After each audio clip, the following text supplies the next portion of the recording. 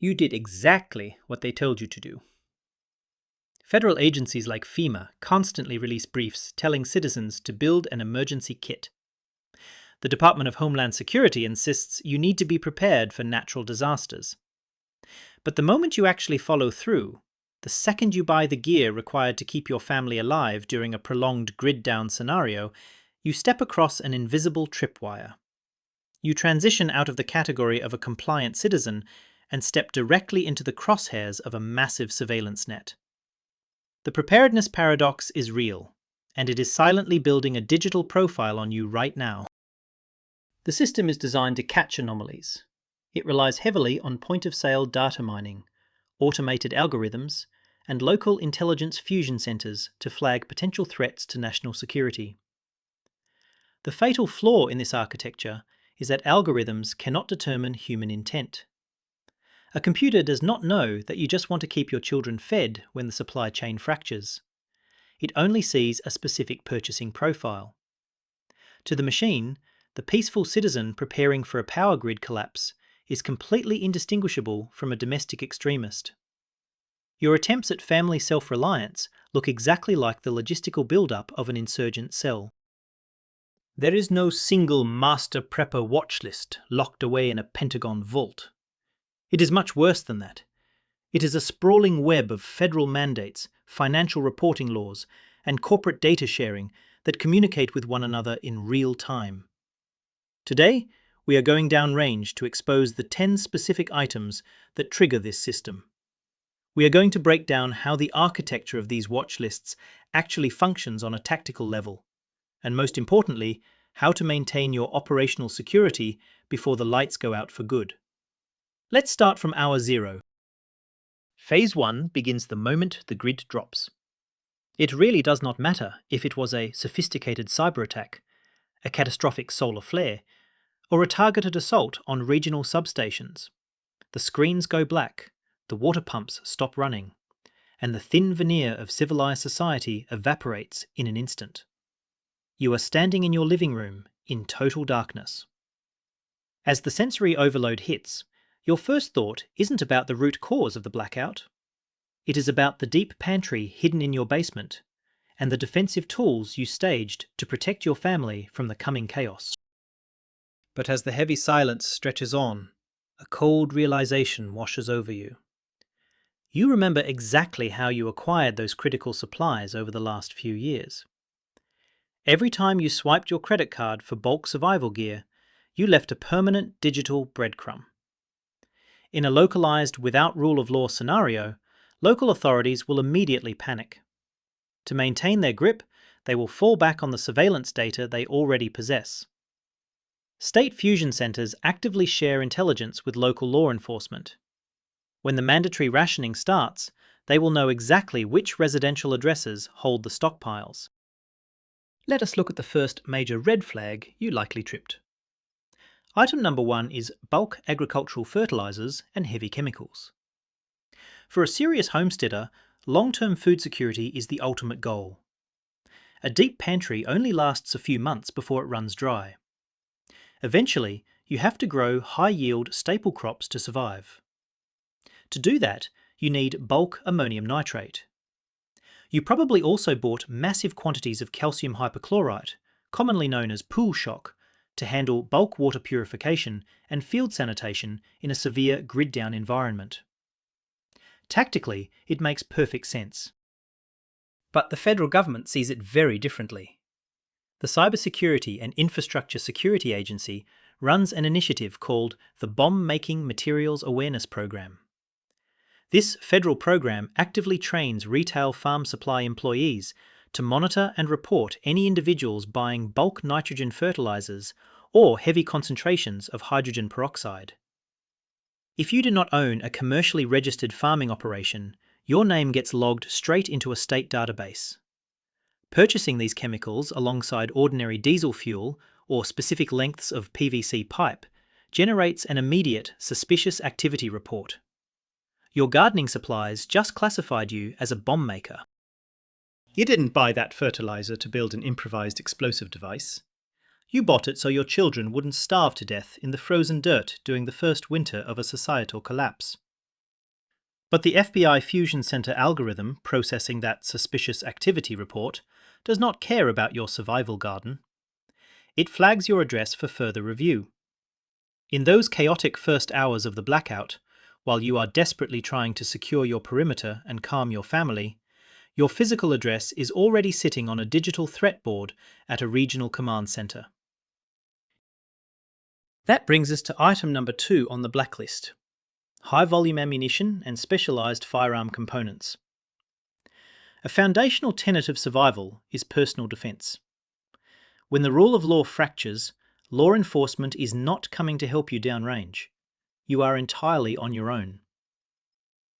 Preppers stockpile large quantities of ammunition for home defense, perimeter security, and potential bartering.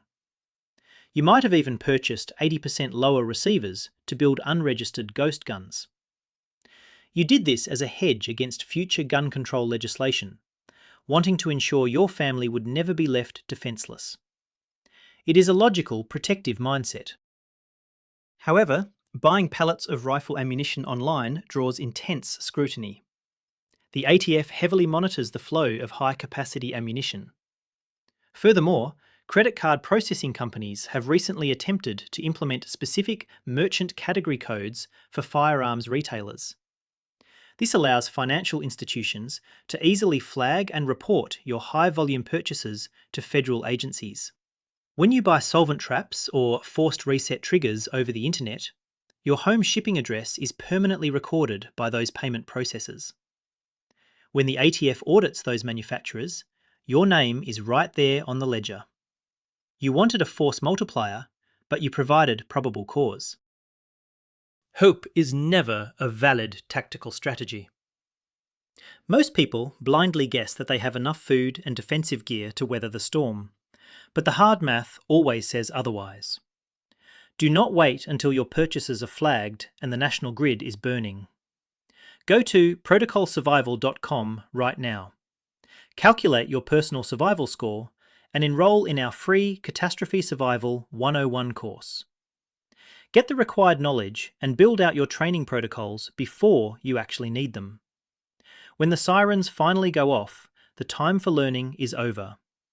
Secure your baseline right now.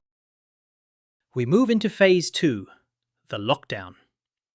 It has been 3 days since the grid went dark. The adrenaline has worn off and the brutal physical grind sets in. You are manually managing human waste, strictly rationing every single calorie, and enforcing absolute light and noise discipline. Your muscles ache, your nerves are completely frayed, but you stay relentlessly alert because you have a fundamental duty. You are not doing this for yourself. You are doing this because failure means watching the people you love suffer, and that is a reality you refuse to accept. You didn't empty your bank account on expensive ceramic water filters and bulk gear so you could play at being a rugged survivalist. You bought them so your young son doesn't have to look up at you with cracked, bleeding lips, asking for a drink of clean water you do not possess. In a true catastrophe, guilt is a far stronger motivator than fear. You operate entirely on the primal need to protect innocent lives. But the surveillance state does not factor love or duty into its threat matrix. It only measures your logistical capability. This brings us to item number 9. Bulk emergency food and water supplies. Yes, simply buying food can put you on a government list. You bought a year's supply of freeze-dried meals to build a deep pantry. You ordered massive pallets of rice, dry beans, and military meals ready to eat, having them delivered by freight truck straight to your suburban garage. It is the absolute bedrock of your grid-down standard operating procedure. Without those calories, your defense plan means absolutely nothing. But bulk logistics are exactly what intelligence agencies track to find hidden threats. Years ago, the Department of Homeland Security began quietly distributing flyers to military surplus stores and bulk food retailers. They explicitly asked these business owners to report any individuals making massive cash purchases of MREs, waterproof matches, and high-capacity filtration systems. The government's rationale was simple. They believe that radical terror cells and anti-government militias require massive logistical supply chains to sustain a prolonged domestic insurgency. Ordering 3 pallets of survival food to a residential zone often triggers a suspicious activity report from the logistics company hauling it, feeding your address straight into the local fusion center. During the first 2 weeks of lockdown, the supply chain is completely severed. Supermarkets are stripped bare in hours. When the panicked neighbors begin starving and local authorities finally declare martial law, those fusion center lists become incredibly dangerous. They will dictate exactly who gets a knock on the door by armed police for suspected hoarding. Your deep pantry, designed purely to keep your children alive without burdening the state, is now viewed as an illegal stockpile of critical resources. You become a target not just to the starving looters, but to the desperate government itself. Item number 5 on the blacklist is large cash withdrawals and physical precious metals. A truly prepared individual fears the total collapse of the fiat currency system or the forced rollout of central bank digital currencies that control civilian spending. You wanted real financial resilience, so you routinely withdrew large amounts of hard cash to keep in a heavy floor safe, and you converted a significant chunk of your digital wealth into physical gold and silver bullion. You wanted purchasing power that couldn't be shut off with a keystroke when the banking servers went offline. But the global financial system is deeply monitored by the Financial Crimes Enforcement Network. Under the Bank Secrecy Act, any cash transaction over $10,000 generates a mandatory currency transaction report. Most preppers know this rule, so they try to avoid it by withdrawing $8,000 or $9,000 at a time. The problem is that bank tellers are highly trained to recognize this exact behavior. It is legally defined as structuring, and even if every single dollar in your account was earned legally and taxed appropriately, structuring your own money is a major federal crime. Structuring immediately triggers a permanent suspicious activity report on your financial file. Similarly, purchasing large quantities of physical gold bullion from precious metal dealers using bank wire transfers automatically flags your name in global anti-money laundering databases. You are only trying to protect your family's future purchasing power against hyperinflation. Instead, the automated banking algorithms tagged your profile alongside international drug cartels and terror financiers. Your financial OPSEC was severely compromised simply because you refused to keep all your labor trapped inside a fragile digital ledger. Financial independence is inherently viewed as suspicious. This leads directly to item number 3, privacy hardware and anonymity technology. Modern survivalists understand that the grid is not just electrical, it is entirely digital. Real OPSEC means keeping your physical preparations and your tactical location completely secret. So, you bought anonymous burner phones. You invested in Faraday bags to block electromagnetic signals and stop your devices from broadcasting your location. You used hardware cryptocurrency wallets and installed Tor routers. Your only goal was to protect your family's sensitive data from rampant corporate surveillance, aggressive data brokers, and massive government overreach. The bitter irony of modern privacy technology is that attempting to hide from the government guarantees you become their primary target. Documents leaked by Edward Snowden confirmed that the NSA utilizes programs like X-Keyscore to conduct massive digital dragnets. Simply executing a web search for the Tor anonymity network or reading an online article about the privacy-focused operating system known as Tails instantly marks your specific IP address for deep packet inspection. By taking legal defensive steps to secure your digital perimeter, you effectively raised a massive red flag on their global surveillance monitors. If you purchase encrypted communication devices or order burner phones in bulk quantities, you trigger immediate algorithmic flags across multiple agencies. The NSA and the FBI do not view extreme digital OPSEC as a lawful exercise of your Fourth Amendment rights. They view it as the deeply suspicious behavior of someone with something illicit to hide. To them, you are a hacker, a domestic terrorist, or an insurgent in waiting. You are grouped into a high-risk category just for wanting to be left alone. The desire for absolute privacy is now treated as probable cause. Item number 8 is fringe literature and tactical manuals. A true veteran of survival understands that physical knowledge weighs nothing in your bug-out bag. You built a hard copy reference library because you know the internet will die in a crisis. You bought old military field manuals on survival. You collected heavy books on off-grid field surgery, unconventional warfare, and perhaps controversial texts like the Anarchist Cookbook. You didn't buy them to cause harm. You bought them purely for educational purposes, to deeply understand how to counter those exact threats if they came to your door. The First Amendment strictly protects your constitutional right to read and own almost any book. But the FBI has a very long history of utilizing Amazon purchase histories, credit card receipts, and even local bookstore data to build psychological profiles. Possessing literature that details how to build improvised explosives, conduct sabotage, or engage in guerrilla warfare tactics is frequently used as circumstantial evidence against citizens. It is used to justify placing an individual on a domestic terror watch list, bypassing traditional legal hurdles by painting the subject as ideologically dangerous, based solely on their private reading habits. If your digital footprint ever shows you downloading PDFs of militia operational handbooks or insurgent training manuals, even out of pure prepper curiosity, those algorithms log your IP address forever. Now, bring that reality into the lockdown phase. The streets outside are burning. Paranoia rules the local government. Having that specific literature physically sitting on your bookshelf elevates you from a prepared, peaceful citizen to a priority tactical threat.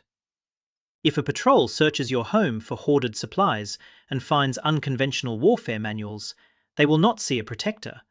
They will see an enemy combatant.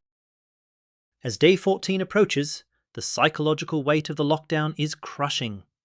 You are operating on a severe caloric deficit to stretch the food supply. You spend hours sitting in absolute darkness, listening to the faint sounds of gunfire echoing from the commercial districts miles away. Your OPSEC is holding, but your supplies are dwindling faster than your spreadsheets predicted. You realize that hiding in the basement is not a permanent solution. Eventually, you have to transition to the most dangerous phase of survival. You have to open the heavy door and step outside. Day 15 marks the Emergence Phase. The violent food riots have peaked and mostly burned themselves out, leaving the city fractured and silent. You desperately need to scout your immediate perimeter and assess the true danger in your sector. Now, some people will sit there and argue that the National Guard would have stepped in by now. They assume the government will roll down the street in armoured trucks, hand out bottled water, and restore the rule of law. Let me stop you right there and permanently debunk that dangerous fantasy for a severe grid-down scenario. In a true systemic collapse, the military is not coming downrange to save your neighbourhood. They do not have the manpower or the logistics. When they deploy, their primary mission is to establish heavily fortified green zones and seize local logistics for continuity of government. And how do you think they find those logistics? They pull the State Fusion Center watch lists. They use the very data you generated by swiping your credit card for bulk rice and ammunition. They target flagged homes to confiscate supplies for the greater good. Your stockpiles make your home a military objective. Because you have to scout, we hit item number 4, body armor and high-end tactical gear. If you are stepping out into a destabilized zone to defend your perimeter, ballistic armor is just as vital as a rifle. You bought level 4 ceramic plates specifically rated to stop heavy rifle rounds. You staged ballistic helmets and tactical plate carriers in your primary bug-out bag. You didn't buy this heavy gear to play soldier in the woods. You bought it so your wife wouldn't be forced to desperately patch a fatal chest wound on her own husband. However, the massive proliferation of body armor among civilians is a primary concern for federal law enforcement. Following several high-profile active shooter events where perpetrators wore hard ballistic armor, intelligence agencies aggressively began tracking its sale. Politicians in states like New York have already pushed to outright ban the civilian purchase of body armor. Retailers who sell high-end tactical load-bearing equipment are frequently pressured to quietly share their customer shipping lists with law enforcement. Buying armor, especially in conjunction with firearms and ammunition, alerts the algorithms used by Homeland Security to identify heavily equipped threat actors. Item number 6. Night vision, thermal optics, and drones. Tactical circles repeat the phrase, "We own the night." In a total blackout, the ability to see in the dark using night vision goggles or detect body heat using thermal monoculars provides a massive, overwhelming tactical advantage. You also purchased a high-end thermal drone for aerial scouting. You wanted to monitor your property lines, check road blockages, and gather critical intelligence without ever risking physical exposure to snipers or looters. In a hostile environment, information is survival, and aerial thermal capability is the ultimate intelligence gathering tool. But here is the massive legal trap. High-end night vision, like Generation 3 white phosphor tubes, and military-grade thermal optics are strictly regulated by ITAR, the International Traffic in Arms Regulations. Purchasing them domestically often requires you to fill out strict compliance forms, explicitly putting your legal name and physical address on a registry. Add the drone to the equation. The FAA requires the registration of most aerial platforms. The combination of ITAR-regulated night vision gear and registered aerial surveillance platforms fits the exact, precise profile of a highly sophisticated domestic militia group currently monitored by the FBI. Item number 10 is counter-surveillance electronics and signal jammers. To truly protect your OPSEC against an advanced threat, you wanted to stop your vehicles from being tracked by hidden GPS modules. You wanted to prevent your phones from being hijacked by IMSI catchers.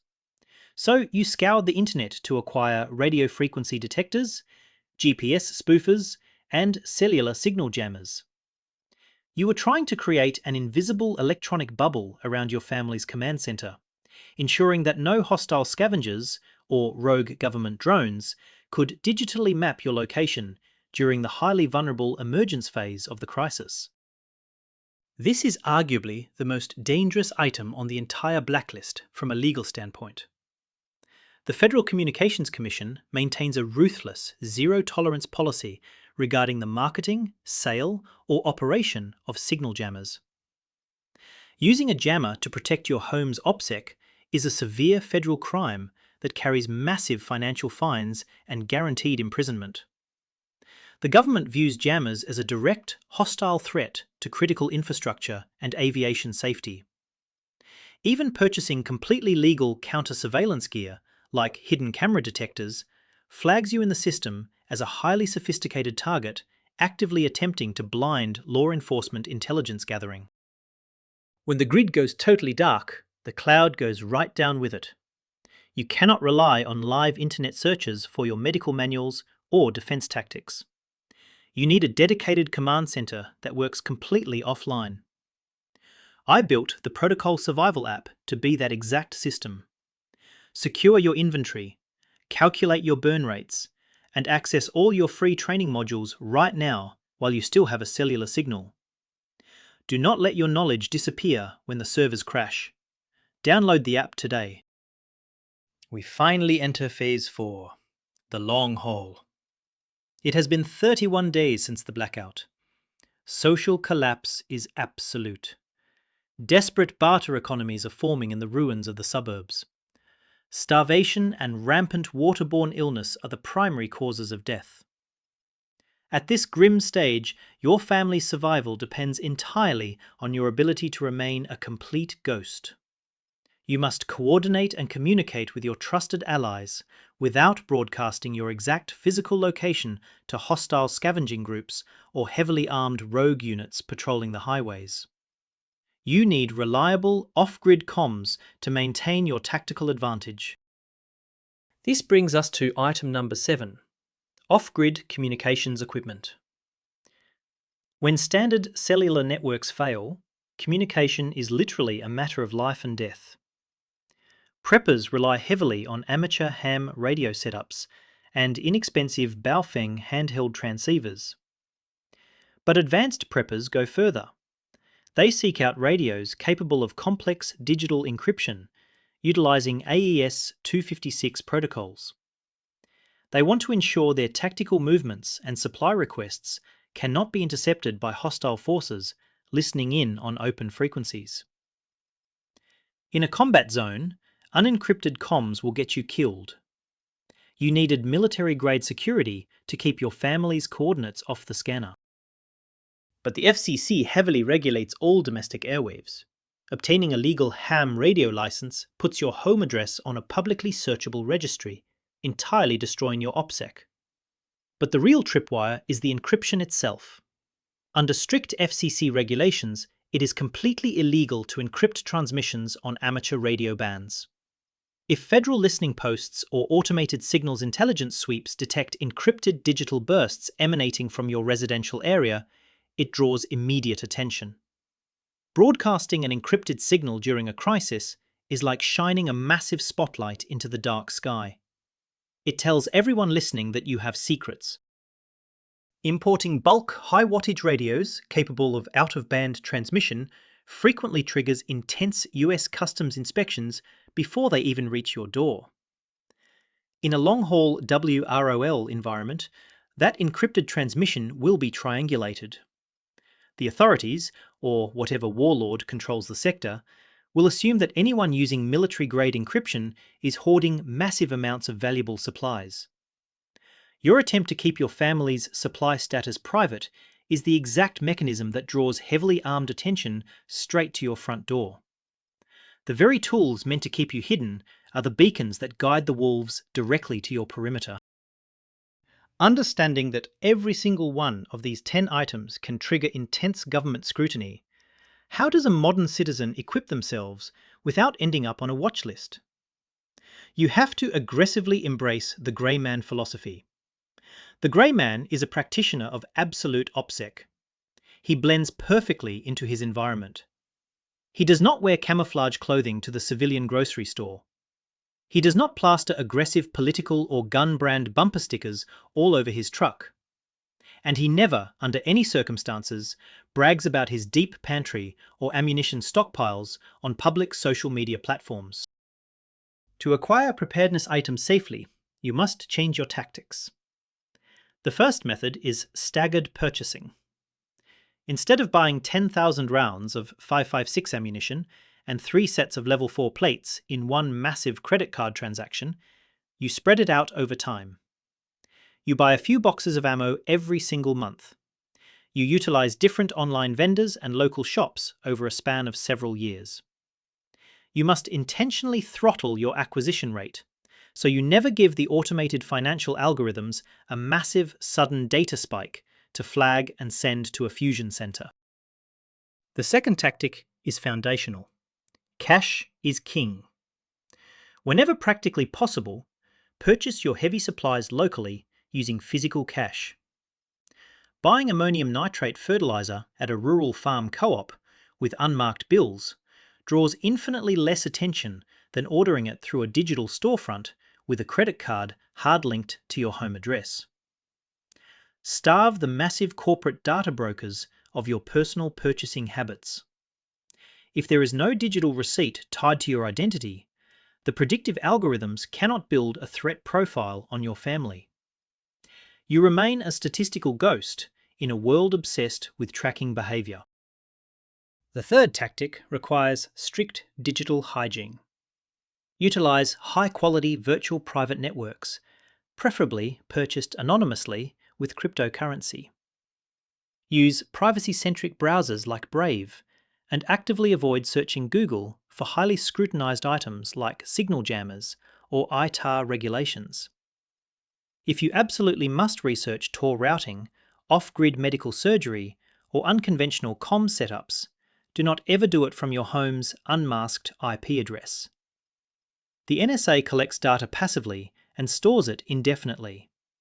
Your digital footprint must remain entirely mundane, indistinguishable from the average citizen who relies completely on the fragile state for their daily survival. Finally, you must leverage localized community networking. The absolute best way to acquire high-end tactical gear or bulk supplies without triggering financial algorithms is through private sales and barter networks within highly trusted circles. You must bypass the heavily digitized commercial retail space entirely. Build a resilient network of like-minded individuals who actually understand the vital importance of operational security. Trade excess food for comms gear. Trade medical supplies for ammunition. In a true collapse, your local trusted community is your ultimate force multiplier, providing logistics that the government cannot track, tax, or proactively confiscate. We are operating inside a panoptic society. The undeniable reality of modern preparedness is that the critical tools required for your family's self-reliance are the exact same tools that the authorities fear will be used to fuel an insurgency. The government watch lists are entirely automated. They do not rely on a detective sitting at a desk. They rely on a vast, unforgiving net of financial regulations, point-of-sale data mining, and your own digital complacency to constantly build threat profiles on entirely peaceful citizens. The dragnet catches everyone who dares to step off the path of total dependence. As a prepper, your goal is never to break the law or instigate conflict. Your goal is simply to maintain your privacy in an increasingly intrusive world, while acquiring the tools desperately needed to survive the unthinkable. By deeply understanding these 10 specific tripwires, from bulk chemicals and firearms data to privacy tech and structured cash transactions, you can make highly educated, tactical decisions about exactly how, when, and where you supply your command center. You can effectively protect your children from the coming storm without unnecessarily inviting the aggressive gaze of the domestic surveillance state. Most people walk around believing the grid is just a fragile collection of copper wires, power plants, and digital transformers. They think that when it finally goes down, we will just peacefully revert back to a simpler 19th century existence. But they are entirely missing the point of what civilization actually is. The power grid isn't what keeps your lights on and your refrigerator running. The grid is what keeps the monsters out. And when it finally falls, you better make sure you have what it takes to face them.